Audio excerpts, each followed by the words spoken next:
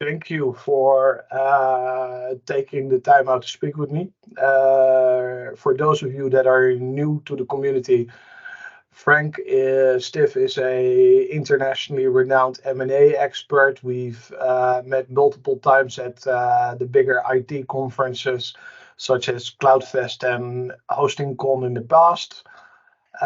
Frank, why don't you introduce yourself? Tell us a little bit about your background and where you're coming from. I'd be glad to, Mark. Great to see, obviously great to see you as always. Uh, I do M&A. I do financings, but largely M&A in the internet services market, and that can be MSPs, it can be hosters, cloud providers. In the early days, it was ISPs. We also try to help people sell or buy IPv4 blocks, domains, just about everything on the services side of the internet. We got started in the mid 1990s working for a company called Vario. Those were business-oriented ISP acquisitions, and then they became hosting acquisitions. We helped Endurance International set up their hosting M&A program, and we've just been kind of going at it as the internet has evolved. I think we're up over 650 acquisitions right now, um, Wow. and I think that's about it. I think I work largely with my partner Hillary, and it's just the two of us. And we've been very fortunate. We not only have we had a number of great clients in the U.S., but also Canada, Mexico, and obviously in Europe for some time. And it's always been great to work with our European clients in helping them get transactions accomplished. Any of the companies that I should know about? Any transactions from an MSP reference point of view that are interesting to the market at this point? I think they've been no, I don't think so. I think there haven't been any of the kind of major consolidation moves, and a number of our clients prefer not to announce transactions, which makes PR a little difficult. But um, I think over the last, and I think the bulk of our MSP transactions have been over the last 3 years. So it's been a relatively recent phenomena for us, and you know, a fascinating business, and one that continues to evolve. You shared some interesting statistics with us last time we spoke at MSP Global. Can you share a little bit about trends and developments in the market that you see happening, facts and figures around Europe? Sure. Well, look, I think the MSP business is, particularly from a valuation standpoint, I think you're referring to. Um, the MSP business is really kind of unique among a lot of the other internet services oriented businesses in that there's a tremendous amount of variability from one MSP to another. You know, you can have an MSP that focuses strictly on the security business, which is going to be very high end. You know, it's going to be highly valuable in today's market, probably high growth. You could have a MSP that focuses strictly on end user support or break fix, or heck, there's MSPs that focus strictly on the Microsoft 365 world, and those are nice businesses, but they tend to be of less value than than say a managed security services business. And it's always very difficult to try to come up with a universal valuation for MSPs. But what we find interesting is when we look at kind of MSPs that are similar. The market in Europe is the European MSPs are getting higher values at a given size than in North America. So the small business in North America is probably trading at 3 to 5 times EBITDA, or adjusted EBITDA, you know, factoring out kind of unusual items. Um, and that probably goes up to maybe 2 million of EBITDA. 4 or 5 million, 6 million or more of revenue. In Europe, I think, and then in North America, once you get past that 2 or 3 million of EBITDA, you probably start getting into a 6 to 8 times multiple of EBITDA for valuations.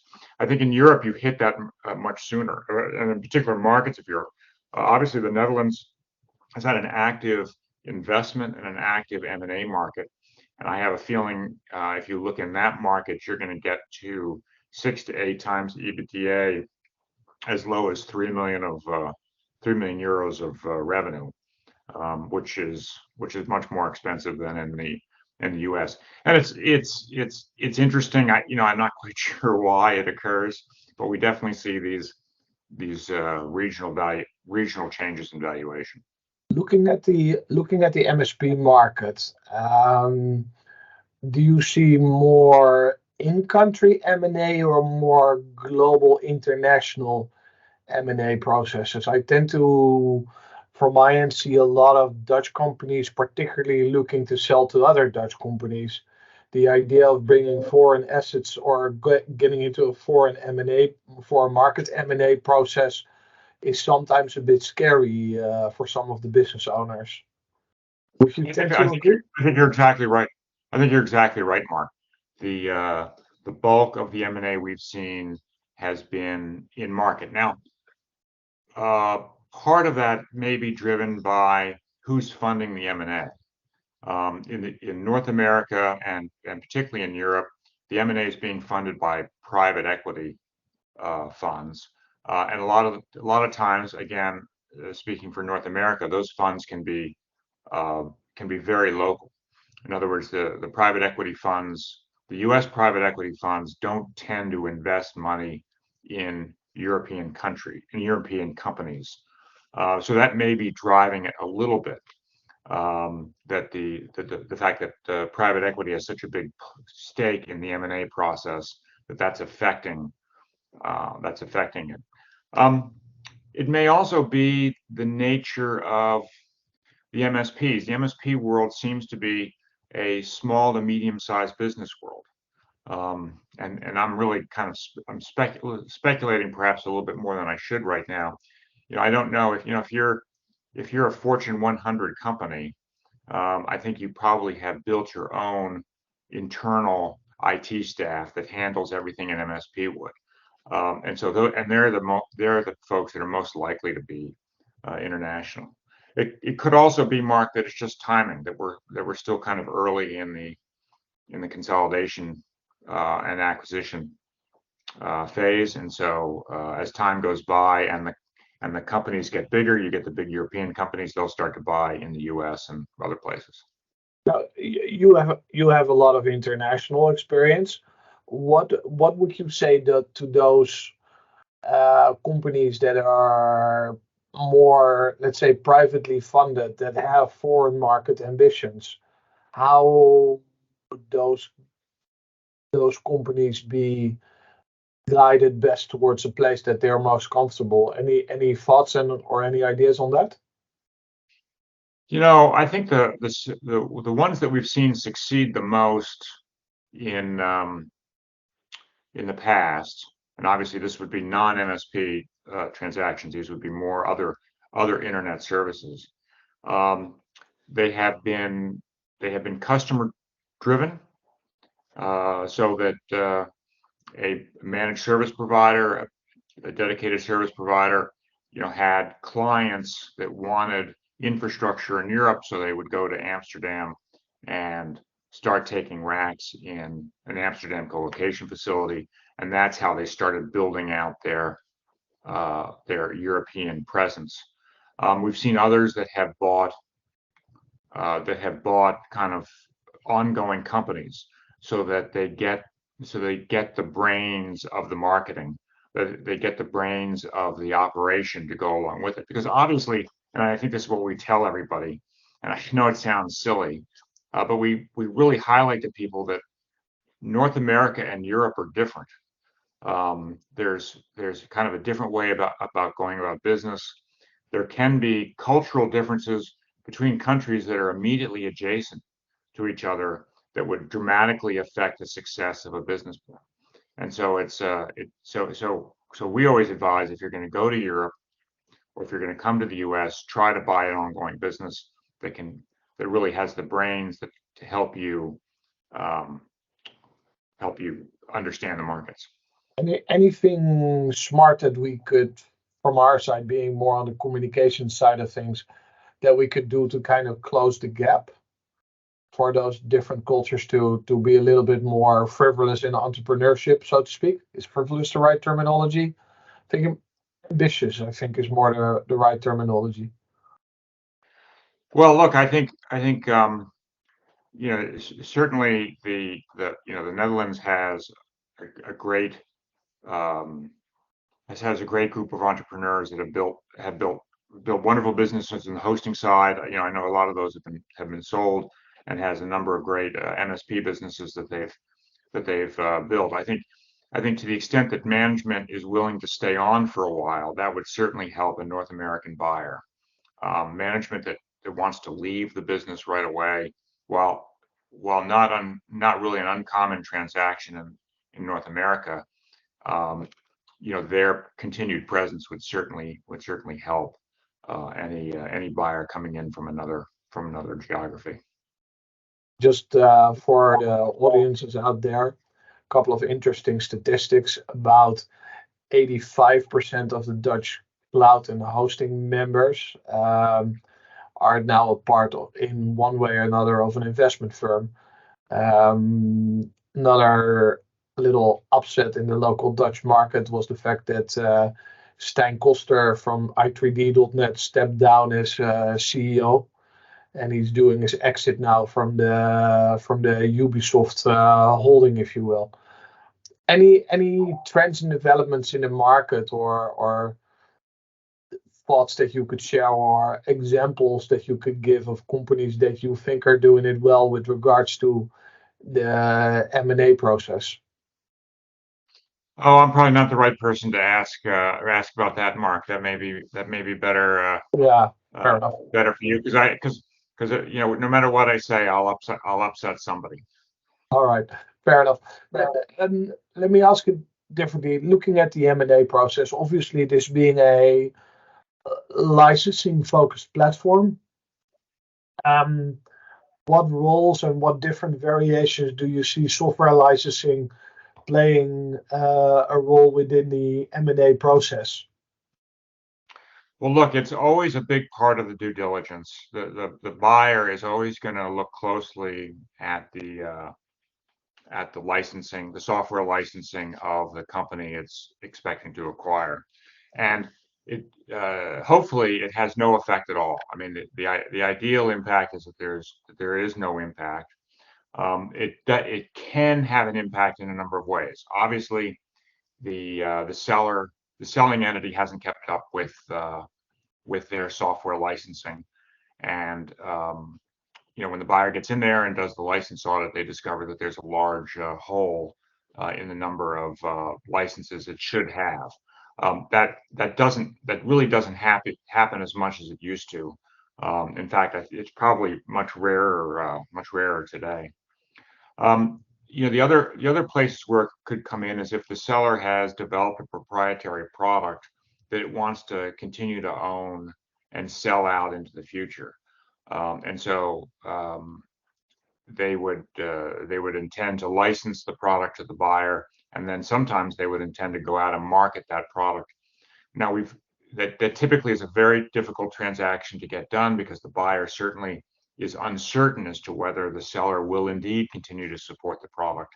And if there's a chunk of revenue that the buyer is buying that is dependent upon that product, that can be a tricky navigation.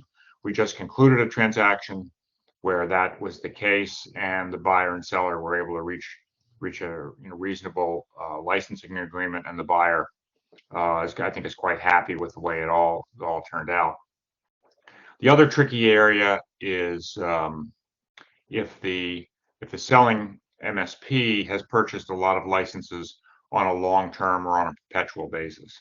I think the issue kind of comes down to whether those perpetual licenses are indeed transferable to the buyer. A lot of times they're limited to a specific generation of software.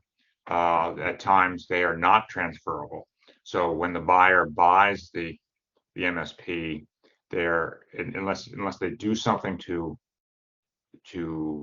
affect the transfer, there may be a large cash hit for the buyer when they have to go out and rebuy all those licenses. Again, these are all things that are navigable, and a lot of times there are ways around it.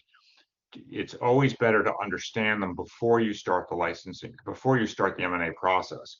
If you discover them late in the M&A process, your hands can be a little tied on what you can do. Did that make sense, Mark? That answered the question?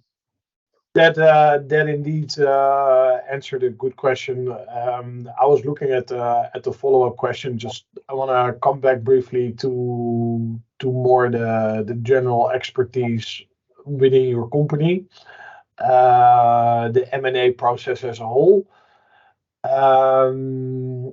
We've covered the advice that you would give with regards to companies that are looking to get into the international M&A market.